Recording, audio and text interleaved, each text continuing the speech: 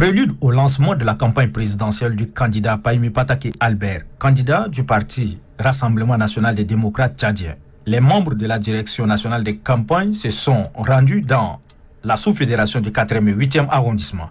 L'objectif de la visite, mobiliser les militants et les militantes pour le rendez-vous du 19 mars au stade Idriss Mamad Ouya pour un grand meeting du Coq Blanc. Chaque militant et militante se sent investir candidat. À partir de cet instant, tous les camarades de la ville de N'Djamena, des provinces, sont inscrits formellement à mobiliser de diverses ressources pour lancer la campagne et accompagner le candidat du changement. C'est pour obtenir l'adhésion et le soutien des militantes et des militants du Coq Blanc pour la victoire du candidat du changement sans revanche à l'élection présidentielle du 11 avril que se tient cette réunion de mobilisation.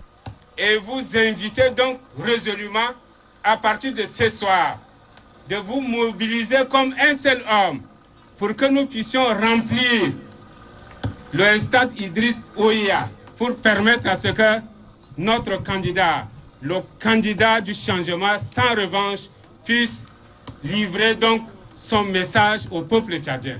Dans la sous-fédération du 4e et 8e arrondissement, Mbaye Même Sébastien et les membres de la direction se sont reliés pour transmettre aux militants sortis pour la circonstance le message de la victoire. Le candidat de changement a écouté le cri d'alarme de la population tchadienne et il s'est engagé comme candidat et il réclame vos soutiens, vos voix pour vous apporter ce changement que vous l'avez réclamé. Et donc, chers camarades, à partir de ce soir, nous vous invitons donc résolument à vous mettre au travail. Vous allez faire la sensibilisation de porte en porte. De porte en porte, je dis bien, pour que le 11 avril 2021, cette marche de victoire nous conduise sûrement au Palais Rose. Nous voudrions donc, chers camarades militantes et militants, demander aux militantes femmes, aux militantes jeunes, aux militantes hommes, de se mobiliser comme un seul homme.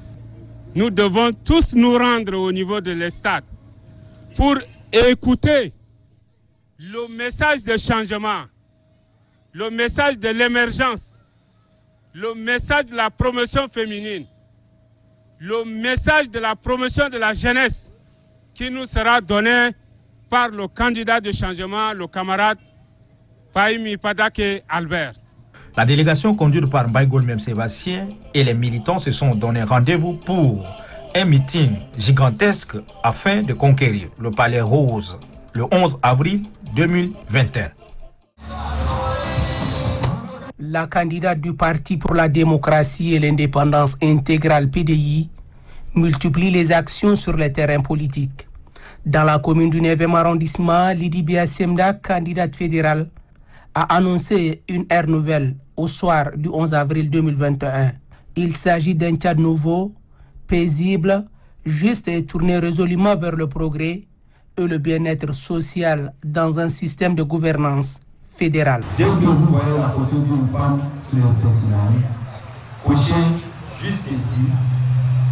Si vous ne connaissez pas écrire, mettez vos doigts sur l'encre et appuyez juste sur le rectangle ici. Face à la population de la commune du 9e arrondissement, Lydie Biasemda déclare que le changement c'est maintenant ou jamais. Vous assistez ici à un événement majeur de notre pays. C'est que depuis 1960, il n'y a jamais eu de femme candidate. Et c'est pour la première fois qu'une de vos sœurs, votre servante, que je suis, a décidé de se mettre encore à votre service. Pourquoi? Parce que le Parti pour la démocratie et l'indépendance intégrale porte un projet de société qui concerne chaque couche de la société. Ce projet est celui de faire du Tchad un pays fédéral qui soit prospère et havre de paix. Nous voulons vous inviter le 11 avril à penser à tout ce que je viens de dire. Parce que c'est maintenant ou jamais. Lorsque vous avez l'opportunité d'apporter un changement, n'attendez pas. Parce que demain est un autre jour. La présidente nationale du PDI, Lydie Biasemda, s'engage par ailleurs pour le bien-être de la femme et de la jeunesse, une fois élue à la magistrature suprême.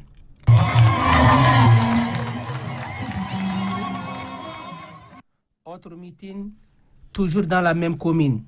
Le message reste le même.